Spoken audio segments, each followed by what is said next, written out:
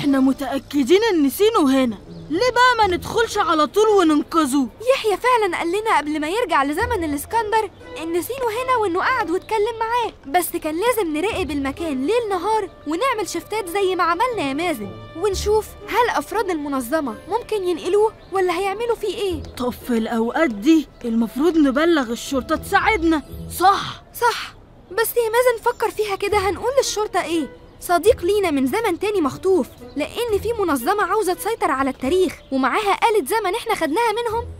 تفتكر هيصدقونا؟ دول هيقولوا علينا مجانين. إذا كان أنا لحد فترة قريبة وأنا يعني رحت مغامرات كتير مع يحيى كنت بقول أكيد ده كله جنان في جنان، لحد ما بدأت أستوعب وأصدق. أنت معاكي حق يا كنوز، بس دلوقتي احنا هنفضل واقفين هنا لحد امتى؟ بابا كان عاوز يعرف تحركات فضولي وعتمان ثابتة ولا بتتغير. دلوقتي نقدر نرجع لبابا ونقوله اللي وصلنا له ونبدأ في تنفيذ الخطة. وبالمرة نشوف فهمي وصل لفين. لازم فهمي يكون وصل لحاجة.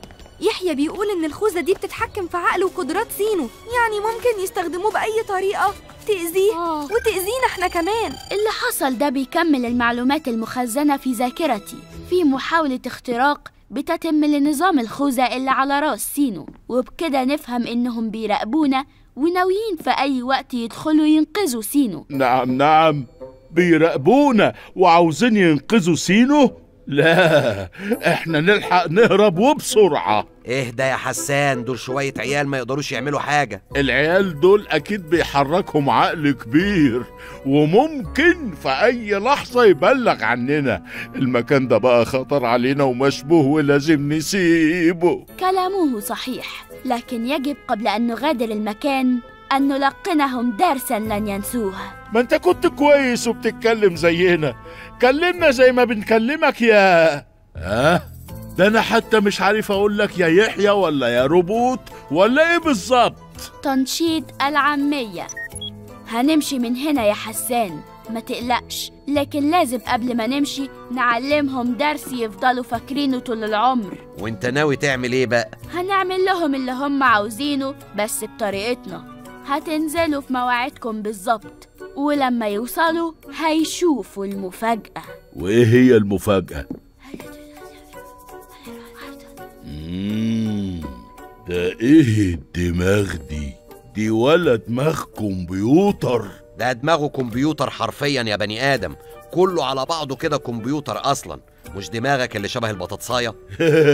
أيوة صح، نسيت.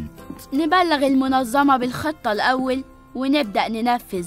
ممكن بعد إذنك تقول لي قلت له إيه؟ بعدين. طب ممكن تقول لهم إنها فكرتي هتفرق في البونص جدا، إنما أنت كده كده ما بتاخدش فلوس، هما بيشحنوك على طول. حرامي أفكار، حرامي أفكار. هتفضحني على إيه؟ هي مش ناقصة أصلا. حرامي أفكار.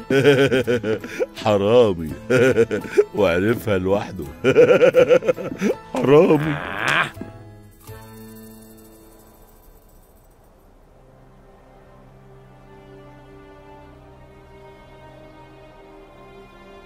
هو كده خلاص زمن المعابد والنقوش والمراسم المصرية القديمة انتهى بمجرد دخول الإسكندر. جيش الإسكندر المقدوني مش أول جيش يدخل مصر بعد آخر ملك مصري قديم يا يحيى. الفرس حكموا كيميت فترة من الزمن عملوا فيها المصريين معاملة سيئة، وعشان كده المصريين رحبوا بجيش الإسكندر اللي طرد الفرس. كيميت وشعبها شافوا كتير قوي على مر العصور، الهكسوس والكوشيين ومحاولات من شعوب البحر لاحتلال كيميت والفرس وبعدهم كتير. ورغم كده الأرض دي فيها سر عجيب بيخلي أهلها مهما وقعوا يرجعوا تاني أقوى من الأول. وده بيحصل حتى في زماننا يا نونيا، لكن أنا بس مستغرب إن أكتر زمن بحبه وشفت فيه معجزات وعجائب كتير زي بناء الأهرامات خلص خلاص. فكرة بناء الأهرامات الضخمة يا يحيى قلت جدا بمرور الوقت من الدولة القديمة لحد الدولة الحديثة، لكن عموما المعابد واستخدام اللغة المصرية القديمة في النقش على الجدران هتستمر لفترة كبيرة في عصر الدولة البطلمية. وخد بالك الإسكندر بنفسه بيحاول دلوقتي يقرب أكتر من شعب كيميت عن طريق معتقداتهم ومقدساتهم. عشان كده بدأ رحلة سيوة. الإسكندر هيزور معبد الوحي. معبد الوحي؟ أيوه. مالك يا يحيى؟ أول ما سمعت اسم المعبد شكلك اتغير كده ليه؟ لا مفيش. معبد الوحي هو معبد آمون في سيوة، والزيارة دي مهمة جدا بالنسبة له. ولينا إحنا كمان يا أستاذ عصام. تقصد إيه يا يحيى؟ جميلة أكيد على علم بكل اللي بيحصل، ومن ساعة ما هربت مننا وأنا متأكد إنها هتحاول توصل لسيف الإسكندر بأي طريقة. وطبعا مش هتفوت الفرصة دي. يعني ممكن تعمل إيه هناك؟